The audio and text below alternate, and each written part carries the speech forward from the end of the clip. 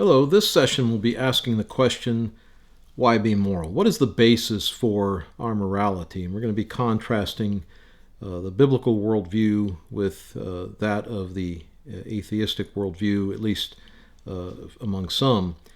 In the movie Groundhog Day, there's a scene in which three men are in a car, and the driver and main character asks the others, what if there were no tomorrow? And one of them responds, no tomorrow? Well, that would mean there would be no consequences. There would be no hangovers. We could do whatever we wanted. And Phil says, that's true. We could do whatever we wanted. And then he starts driving on railroad tracks and says, I'm not going to live by their rules anymore. And of course, a real philosophy like this is not going to be about there being no tomorrow. It's really a worldview that says there's no God. And if there's no God, then at some point our time ends and there is no more tomorrow. And Paul recognized this type of philosophy in 1 Corinthians 15:32. If the dead are not raised, let us eat and drink, for tomorrow we die. Now, that's a quote from Isaiah 22:13, a time in which God's people were acting as though God was not there, and they were doing whatever they wanted. The gospel is here to redeem us from this way of thinking, but the gospel is not just a moral system. Our goal in teaching the gospel is not just to get people to change from one moral system to another moral system, because just being good morally isn't what's going to save people. All have sinned, and the only way to salvation is through the blood of Jesus Christ. Nevertheless, morals are a part of what it means to be human, and our worldview as a whole needs to support the moral nature of mankind. So what does our worldview have to do with morality? What makes morality intelligible? Which worldview legitimately accounts for moral accountability and responsibility? What is our final, ultimate foundation for morals? Everyone has a sense of ought. And that's seen in every culture and every time. What explains that? This is not talking about all the specifics of morality, but just the point that everybody has some sense of what, some things ought to be done and some things ought not to be done. Whatever they are in that culture, there's still that sense of ought. And so what explains that? A foundation built on random, purposeless, amoral chance? Is that a serious explanation? Or a foundation on intention, purpose, and intelligence? Which makes sense of our moral nature? What explains right and wrong? Everyone has a line that must not be crossed. The only issue is what that standard is, what that line is. But who gets to decide that? Are we really just at the arbitrary whims of society? If we exist as a result of an intelligent God who made us this way, our moral nature makes sense. Because morality is one of the issues that sets human beings apart from the rest of creation. But why? Does random, purposeless, mindless chance explain that, or does intelligence explain it? And so we have a choice that really is before us right here. The biblical view of morality, of course, is built on the idea that God is at the foundation of all. He's the creator. He upholds all things by the word of his power. Jesus does, Hebrews 1 and verse 3. In him all things hold together, Colossians 1:17. God is not just a moral being accountable to a higher standard of morality than himself. He is the standard. Holiness is his nature. And as creator, he made male and female in his image. Humans are moral creatures meant to reflect God's holy nature. Humans are morally responsible and accountable for their actions. They were made to rule with God in Genesis 1:26 through 28. God gave them dominion. But sin messes that up. We are accountable to God for this. We must all appear before the judgment seat of Christ that we may be recompensed for the deeds in the body according to what we've done, whether good or bad. 2 Corinthians 5 and verse 10 tells us. Because of who God is, he has the right to tell us how to act and think.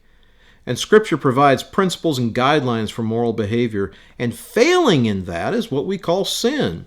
We see the effects of that in Genesis 3 and verse 5. The lie. God knows in the day you eat of this, you'll be like God, knowing good and evil. Essentially is saying you get to determine for yourself what's right and wrong. In the process of that, we rebel against the glory and character of God, and that will always end badly. But a moral sense is built into the fabric of who we are. And because of our failures to live up to the standard, we need forgiveness from the one whose will we have violated. The gospel is God's answer to that problem.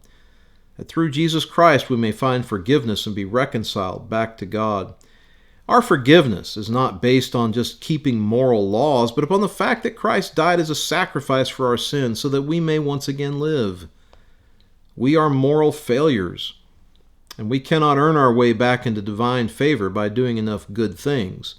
We need Christ. Sin leaves us broken, and only Christ, through his sacrifice, can heal those wounds with forgiveness. And that's the gospel. That's the grace of God.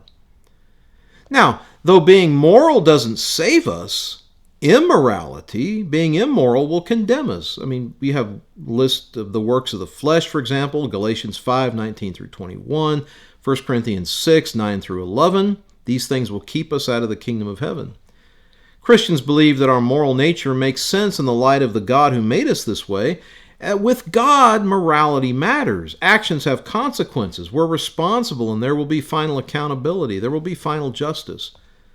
Continuing in sin means being lost, and receiving God's grace means salvation. There's really no in-between there.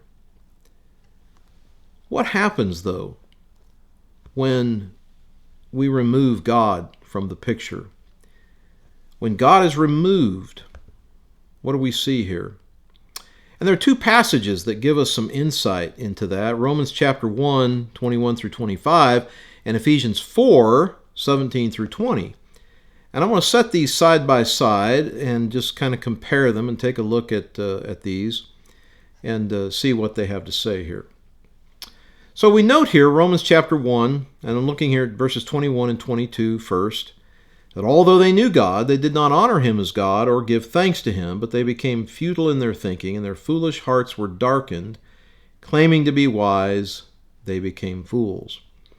We can compare that to Ephesians 4, 17 and 18. Now this I say and testify in the Lord, that you must no longer walk as the Gentiles do in the futility of their minds. They're darkened in their understanding, alienated from the life of God because of the ignorance that is in them due to the hardness of their heart. All right, so notice there the comparison that both passages talk about the futility of thinking, being futile in their minds or in their thinking, and the futility of their minds. This is what we go to when we take God out of the picture. It comes to this level of thinking. Notice again the comparison. Romans 1, their foolish hearts were darkened. Ephesians 4, they're darkened in their understanding. So again, the comparison is important there. Claiming to be wise, they became fools over against the ignorance that is in them in Ephesians chapter 4. So again, you get a sense of where things are headed when we remove God from the moral picture. This is what we're left with, basically. And the question is why? Why does it lead us to that path? Well, I think the answer is in Ephesians 4, due to the hardness of their heart. We become hard-hearted. We decide we're going to do whatever we want to do. God is not going to tell us what to do. No one else is going to tell us what to do. We become hardened, and it just leads down this dark path of futility. And so that's kind of what we're left with when we take God out of the picture. Peter tells us in 1 Peter 2 and verse 16, live as people who are free, not using your freedom as a cover-up for evil, but living as servants of God. If we have freedom, we need to live as free people, but not use it. Not use our freedoms as a cover-up to do evil things, but rather to live as servants of God. We are free to be God's servants, is the point. Now, we can contrast this with what unbelievers have to say about this. Is it fair to make this contrast? Consider the fact that God often contrasted himself with the pagan idols of the times. He does this in Isaiah 40, 18 through 26, several more times in chapters 41 through 46, among other places. We compare the God of the Bible and the biblical worldview over against these other ways of thinking, we can perhaps see more clearly why we are told to hold on tight to our faith. What do unbelievers say about this? Now, I'm going to just pick through a few quotes here, but just to demonstrate a worldview with God removed. Not all atheists are going to say it the same way. That's not the point. And I want to make something very clear here. We're not saying atheists cannot be moral people. They can be moral people. All of us share, again, what I would call a common grace. We all have a spark of moral ought within us. The fact of universal morality speaks to something deep in our nature that's not accounted for on the basis of raw material. But remember, all have sinned and need salvation, which cannot be accomplished just by being moral people. The issue is not whether atheists are moral or not. The issue is that they have no ultimate foundation for arguing morality other than what society tells us. The problem is in the worldview foundation here. So in quotes like this, I want you to look for terms like good and should and happiness, things that need really further definition, again, that are not accounted for by raw, brute material. From the Humanist Manifesto 2, written in 1973, we affirm that moral values derive their source from human experience. Ethics is autonomous and situational, needing no theological or ideological sanction. Ethics stem from human need and interest. To deny this distorts the whole basis of life. Human life has meaning because we create and develop our futures. Happiness and the creative realization of human needs and desires, individually and in shared enjoyment, are continuous themes of humanism. We strive for the good life here and now. And you notice words like happiness and good and what we ought to do, basically, because we don't want to distort life. Well, how do you distort life that's just been evolved randomly? I don't know how you do that. Life has meaning, they say. Well, meaning for who? Meaning why? What if I decided I don't want meaning to life? You see the problem here. Once you go this route and there's no ultimate foundation, you're going to have issues in defending this. Or there's this one, comes from Aldous Huxley in his Ends and Means book, that the philosopher who finds no meaning in the world is not concerned exclusively with a problem in pure metaphysics. He's also concerned to prove that there is no valid reason why he personally should not do as he wants to do. For myself, he says, as no doubt for most of my contemporaries, the philosophy of meaninglessness was essentially an instrument of liberation from a certain system of morality. And so this is a worldview that is often referred to simply as moral relativism. But it can't be applied consistently. Someone says, you shouldn't push your morals on me. Do you realize that that's a moral statement about what you should and should not do? It's a self-defeating morality about no morality. Imagine the ethics professor who argues for moral relativism but then demands that students not cheat on exams. Would you go to a doctor who professes that it's okay to cheat, to take shortcuts, to lie, to arbitrarily decide what's ethical based on his own whims? You see the problem. How do you consistently apply this? And I like to illustrate the problem sometimes by asking, why was Hitler wrong? And I'm assuming he was wrong because I believe very clearly he was wrong. Will moral relativism stand up to that answer? Because there's no standard by which you determine what is good or bad, right or wrong. And there's no ability to speak to the issue without being inconsistent to the profession of moral relativism. For example, when Richard Dawkins was asked about this, he was certain that they couldn't come up from the Bible, but he asked, what's to prevent us from saying Hitler wasn't right? I mean, that was a genuinely difficult question, he says. Really? Is it a genuinely difficult question to know whether or not Hitler was wrong? But if that is the case, it is so only because of a worldview which, at bottom, there is no good or evil. Worldviews have consequences. Jean-Paul Sartre, who was a prolific atheist of the 20th century, wrote the following. He says, when we speak of abandonment, We only mean to say that God does not exist and that it is necessary to draw the consequence of his absence right to the end. Got to draw his absence, the reason for that, out to the end. He says the existentialist finds it embarrassing that God does not exist. Notice, for there disappears with him all possibility of finding values in an intelligible heaven. There can be no longer any good a priori, that is, from the beginning, since there is no infinite and perfect consciousness to think it. It is nowhere written that the good exists and that one must be honest or must not lie, since we're now upon the plane where there are only men. Dostoevsky once wrote, if God did not exist, everything would be permitted. And that, for existentialism, is the starting point. That's the foundation right there. Everything is indeed permitted if God does not exist, and man is in consequence forlorn, for he cannot find anything to depend upon either within or without himself. And that's where we find ourselves. Atheist Bertrand Russell says that man is the product of causes which had no prevision of the end which they were achieving, that his origin, his growth, his hopes and fears, his loves and his beliefs are but the outcome of accidental collocations of atoms. No fire, no heroism, no intensity of thought and feeling can preserve an individual life beyond the grave, that all labor of the ages, all the devotion, all the inspiration, all the noonday brightness of human genius are destined to extinction in the vast death of the solar system, and that the whole temple of man's achievements must inevitably be buried beneath the debris of a universe in ruins.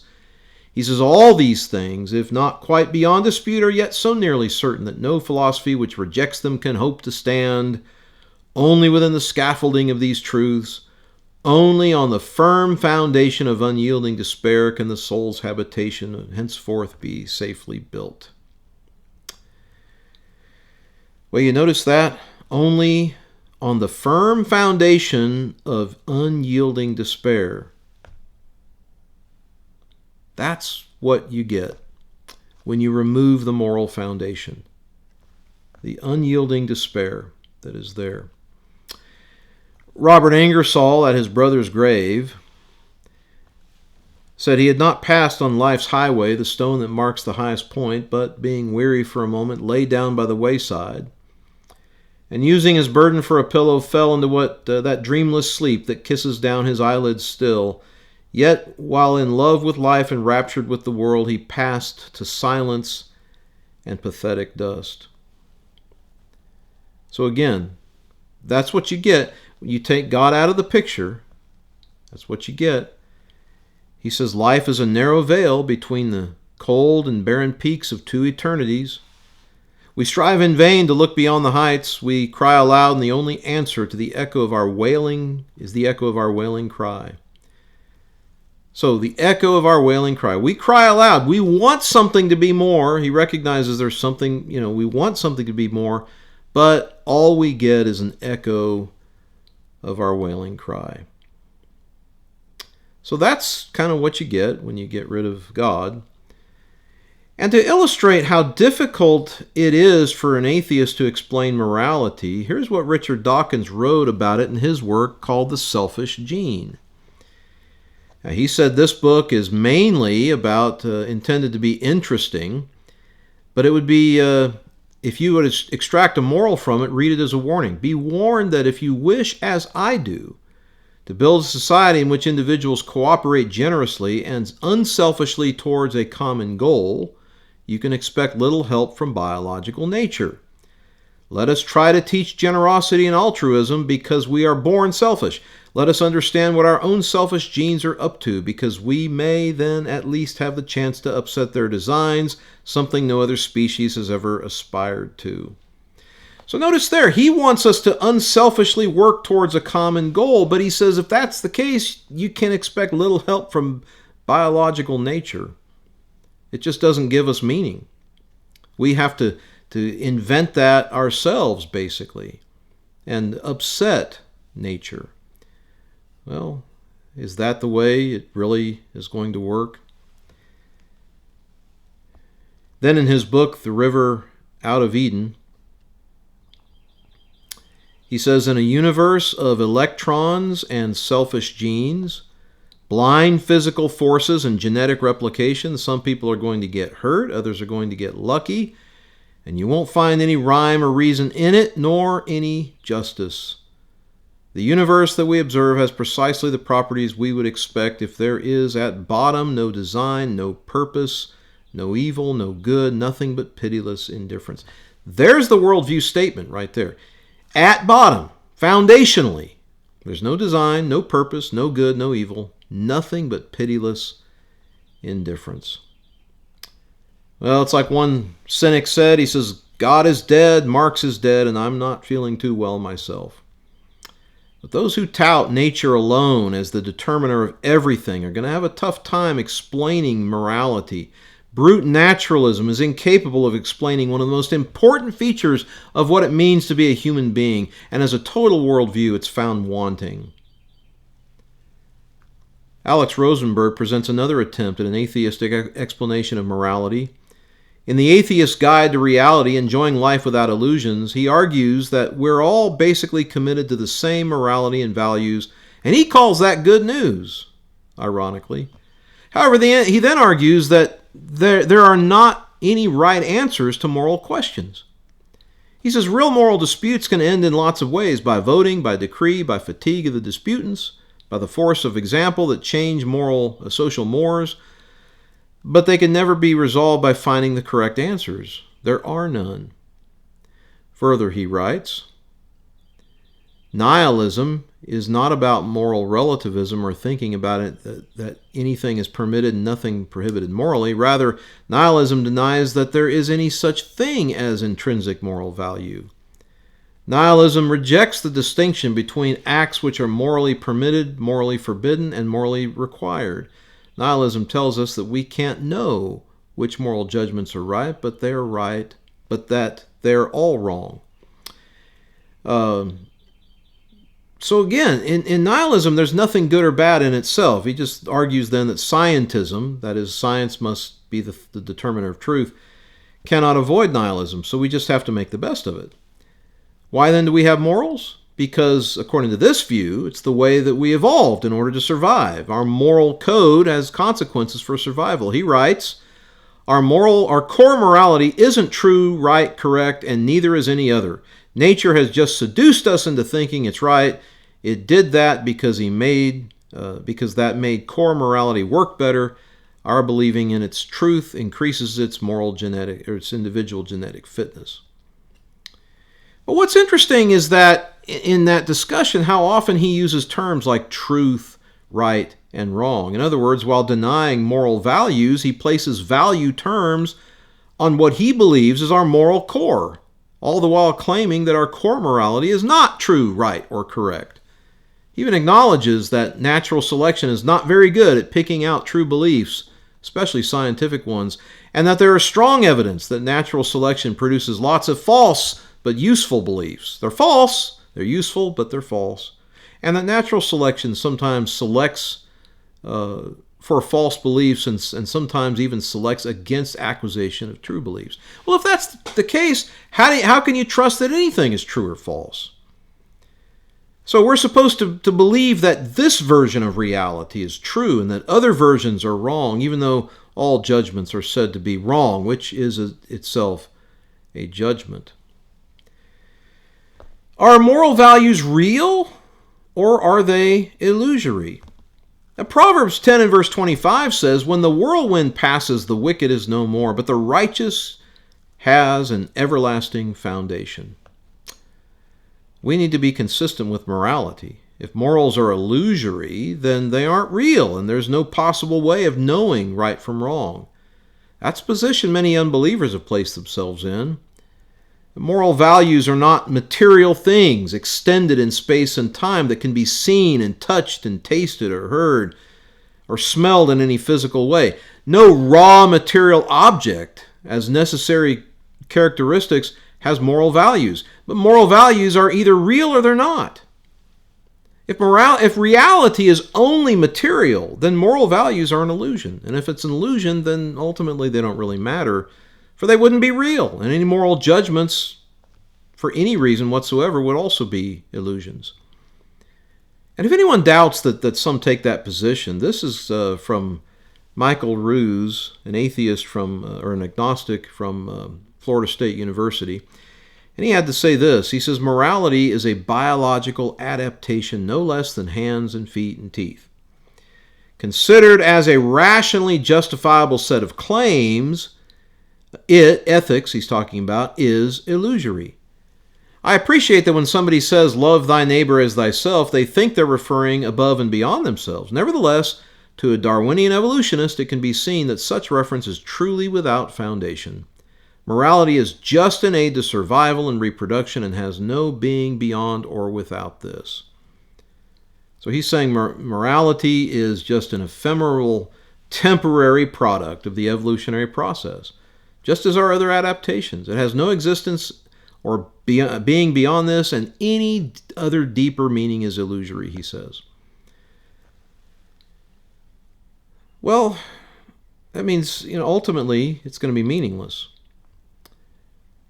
Yet we also have to ask, if all of this is just a product of evolution, why did immorality develop?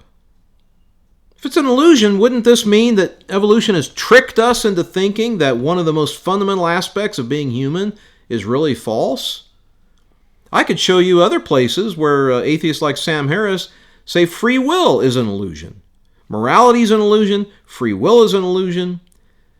The most fundamental aspects of who we are said to be illusions. Now, how can we trust any knowledge that would allegedly come from that kind of a system? There's a failure then that comes in with moral relativism. And again, by moral relativism, I mean in this context that morals are merely human conventions that are relative, not absolute. They change according to our personal or societal situations and desires. Morals are subjective, with no ultimate line or standard by which moral behavior is to be judged other than what we decide. But we live in a confused culture. We've been told for many years morality is relative. Then when we see an obvious injustice, morality is no longer relative. Think about that for just a moment, and nor should it be. We've been told we're products of evolution, that God is dead. Then when people act without a moral foundation, we wonder how this happened. We're clueless to the reasons why we become so greedy, so brutish, so vile, so murderous. We become the epitome of Paul's list in 2 Timothy 3, 1 through 5. We reap what we sow. There's a failure to that kind of system. And again, the moment somebody says, you shouldn't push your morals on me, just ask them, are you pushing yours on me? Are you telling me what to do and what not to do? That's part of the problem. And we can't afford to gloss over this. Can one be good without God? Is good even a real thing without God? What are we talking about here? Well, I think we have to couple that with this. What's the basis for moral outrage? What's the basis for calls to justice?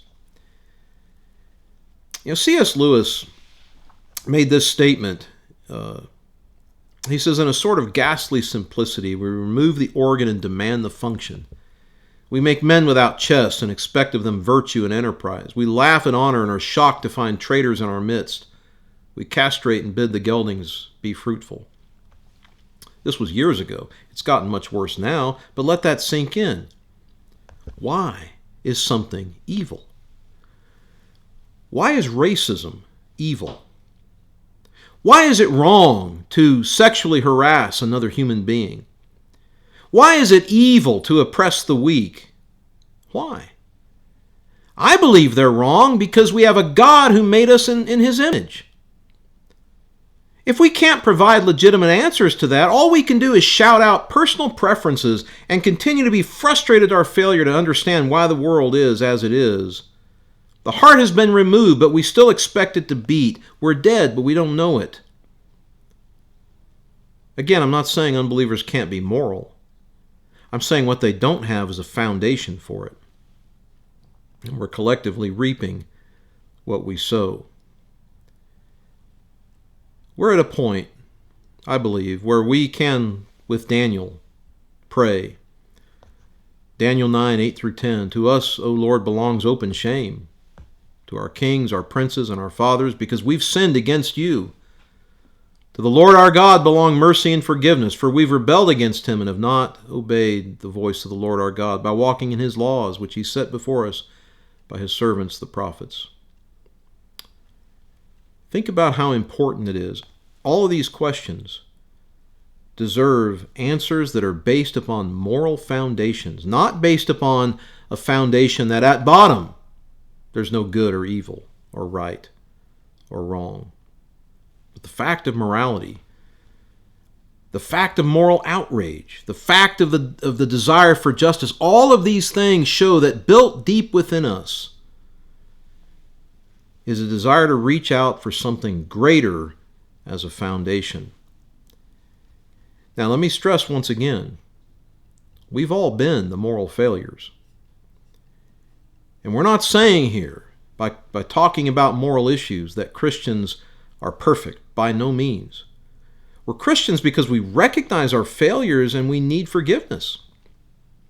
And we believe in a God who is gracious and merciful and who brings that forgiveness. I don't earn my way into salvation by being morally good. Nobody does. Jesus didn't die just to save people who change moral positions. He died to offer grace and mercy and forgiveness, and that requires us to admit our failure and come to him in humility. But then also at the same time, as we enter into covenant relationship with God, be dedicated to doing what is right, to doing his will. So I urge you to think about these things. There's a lot more that can be said about moral issues, of course. But think about the reason. Ultimately, the reason why we need to be moral is because we're made in God's image to reflect him, to reflect his holiness, and to glorify him. And we can't do that when we act immorally. So think about that, and think about how important this is. And I thank you.